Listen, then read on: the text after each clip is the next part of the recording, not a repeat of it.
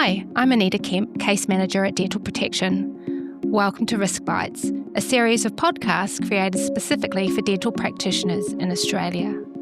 RiskBites looks at the key dental-legal risks and issues affecting dental practitioners across Australia and provides helpful advice and guidance on how to steer clear of them, leaving you free to provide safe and high-quality dental care for your patients. As some of you may recall, I work on the podcast series with Annalene, and I prefer to do that from behind the scenes. From time to time, Annalene drags me out onto the mic, and so I'm turning the tables on Annalene today and asking her to talk through the topic she believes to be of relevance to all dental practitioners, that of perfection. Thanks, Anita. So Annie, why did you pick this topic? Well, Anita, you had the excellent idea in 2024 of ending the year on something a bit less heavy and a bit more upbeat. And it was a really popular concept, actually. So I wanted to continue it through to this year as well. And being perfect isn't heavy? Well, a little bit, but hopefully not too much. I wanted to talk today about being perfect through two lenses, Anita. So the lens of perfection that our cosmetic patients desire. And of course, we've been talking about cosmetics a lot across 2025, haven't we? Mm-hmm. And also that tyranny of perfection, which is the driving force in many of us, often driving us straight into the ground. Okay, so where do you want to start? Well, I guess I want to start out by saying categorically that there is no perfect. Doesn't exist. Even nature creates imperfection. So when we're thinking in terms of perfect, it's often better to think in terms of balance or harmony. They're better ideals from an aesthetic outcome perspective to strive for rather than this unattainable concept of being perfect. Okay, so thinking about aesthetics in terms of harmony, it's like when you hold a mirror down the centre of your face and you look really strange when you're actually the same bilaterally, or when you see the images of celebrities where they have mirrored one side of their face. Yeah, that's right. It just looks really weird and really unnatural. And a really classical example of this that predates Instagram is Leonardo da Vinci's Vitruvian Man, where da Vinci utilised mathematical principles to create the perfectly balanced man. And while it's a really interesting exercise, if you've seen it, you'll know, Anita, he looks fake.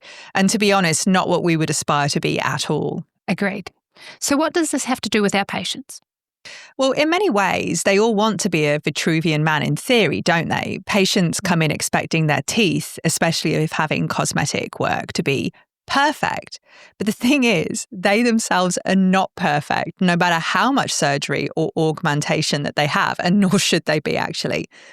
And having a perfect teeth isn't going to make them perfect, perfectly attractive, or perfectly happy. But unfortunately, however, this is what some cosmetic patients are actually hoping for. It's not unusual for there to be an objectively perfect, for want of a better word, cosmetic dental outcome in a cosmetic patient, but the patient remains unhappy due to other factors. Yeah, that's right. And we've had circumstances where patients have had beautiful, beautiful treatment outcomes, but they remain unhappy. And whether it be due to an underlying body dysmorphia, unmet, unreasonable, or unarticulated expectations, or my personal favourite, because some adjacent augmentation has actually shifted their facial midline, so their dental midline is now in the wrong place. So think nose job for that one. And we've actually seen that again in a recent case, haven't we? Yeah, we have indeed, which is why it's front of mind. So all I really want to emphasise today is when we're reflecting on patient outcomes and perceptions of perfection, we need to remember that perfect doesn't exist and that beauty really is in the eye of the beholder. Beware of our body dysmorphs when you're working in the cosmetic space. And look, we've already dedicated a podcast to this very subject on this series, and we have another to follow in 2026. So it's something that we are looking at and helping you to understand. But you need to understand your patient's expectations before you commence any treatment. And if you don't think you can meet these, or perhaps more commonly, the patient's unable to articulate their desired aesthetic outcome clearly, a second opinion can be an incredibly helpful tool.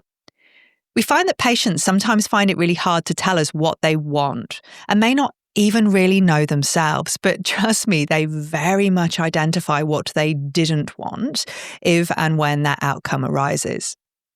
So perfect's not the standard that we want to be held to because it is unobtainable. And as I just mentioned, beauty is actually quite subjective, varying between genders, generations, and also cultures. So while golden ratios have their place in some aspects of clinical treatment, I really don't feel we can distill the human form and subjective beauty down to a series of numbers and percentages or proportions, and I don't feel that we should. Beauty is truly in the eye of the beholder, and it can be tricky to know what a patient is really seeing when they look in the mirror. The patient's perception really is key here, isn't it?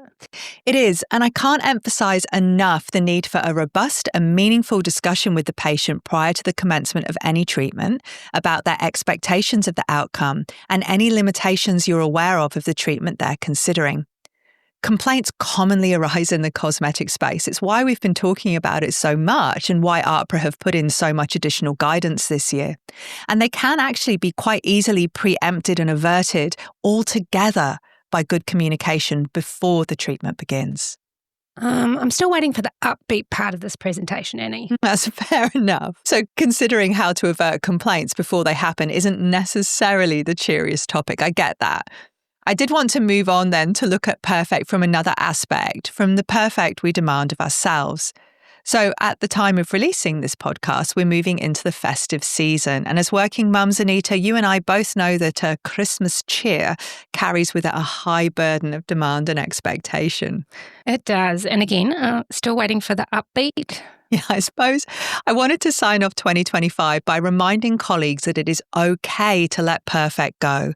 It is a tyrannical master, and if you've yoked yourself to it, then it will only serve to increase your stress and anxiety and drag you down.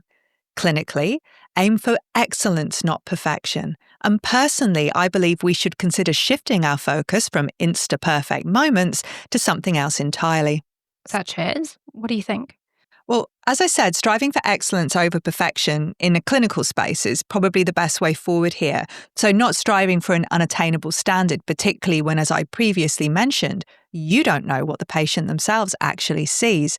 But I don't think that striving for excellence in our personal lives is the best way to go, because I think trying to be excellent would be such a burden, don't you think?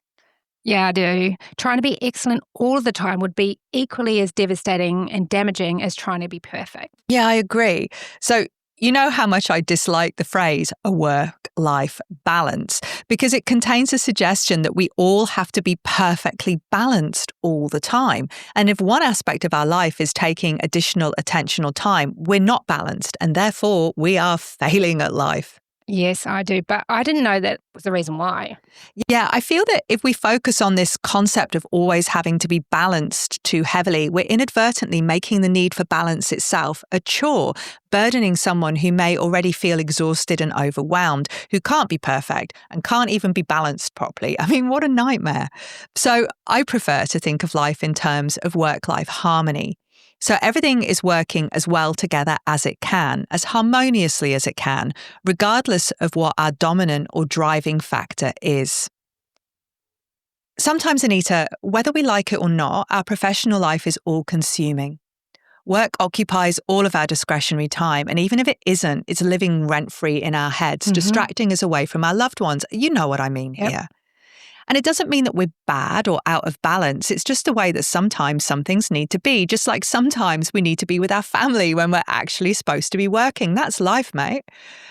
I really worry sometimes that the pressure of expectation from others, whether it be family or colleagues or even friends, can and does weigh really heavy on us. Social media really hasn't helped with this either, has it? No, it hasn't. And it horrifies me, Anita, that we now live in a world of prosumerism. So for those of you who are unfamiliar with this phrase, it relates to the societal shift towards not appreciating a moment until it's been endorsed and ratified by others. So not living in the moment, okay? A classic example of this is people going out to a restaurant and having a series of moments, beautiful and precious ones, but not actually being able to objectively enjoy them until they've posted about them on social media and have a suitably sufficient number of likes, loves, or comments. So is that really a thing? Yeah, sadly, yes, it is. And it's been researched and proven that life through a lens has changed the way that some in society experience pleasure. Now, we don't get it, Anita, because we come from an entirely different generation. Mm-hmm. So we're digital migrants rather than digital natives. We remember our first mobile phones. I remember mine was roughly the size of a house brick. And you know how much we loved playing Snake. But anyway, I digress. So what I really wanted today, Anita, was to give our listeners permission to be imperfect, to embrace the messy nature of life, and rather than seek to control it, to revel in the moments that may not be insta-perfect, but are instead uniquely ours.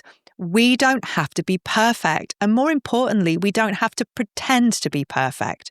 What other people think about us is none of our business, okay? And never has the phrase, you do you, meant more than it means right here and right now. Yes, strive for excellence with your patients, but when you hang up your loops for the day, give yourself a break. You deserve it. Yes, we do.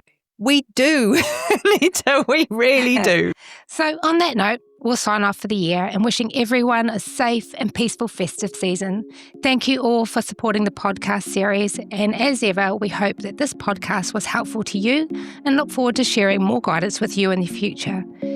If you like Dental Protection's podcast and would like to hear more, please subscribe and leave a review.